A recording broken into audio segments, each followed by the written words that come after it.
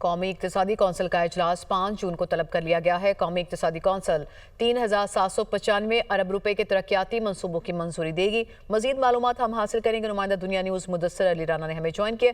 जी मुदस्सिर, क्या डिटेल्स हैं मजीद?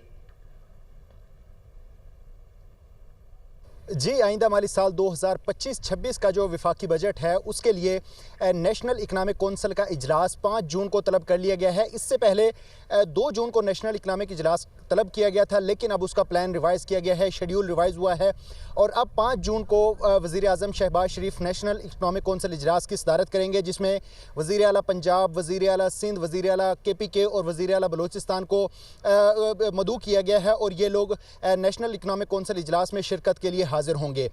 जो आइंदा माली साल का बजट तैयार किया जा रहा है, अगर उसके बारे में बात की जाए, उसके जो खदोखाल हैं वो अभी तक तो ऐसा नज़र आ रहा था कि ये बजट बड़ा अच्छा बजट होगा, लेकिन जो फिगर्स सामने आए हैं, जो वर्किंग सामने आई है, उसमें तो दिल दहला देने वाले जो फिगर्स हैं वो पता चल रहा है। क्योंकि अभी भी अगर मुआशी हालात की बात की जाए, एक तरफ तो आपकी GDP का जो साइज़ है वो 1,29,000 अरब रुपए पे पहुंच गया है, लेकिन दूसरी तरफ जब ये कंपैरिजन किए जाए मुआशी अहदाफ के साथ, तो PSDP फंड में 400 अरब रुपए की कटौती कर दी गई है। यानी कि रवा माली साल 2024-25 के दौरान 1400 अरब रुपए का PSDP फंड था, अब आइंदा माली साल के दौरान 1000 अरब रुपए का PSDP कट लगाया गया है, जिसमें तो से अच्छी सूरत हाल नहीं है मुदस्सिर, आप जो बता रहे हैं। बहुत शुक्रिया, आपने हमें डिटेल्स शेयर की।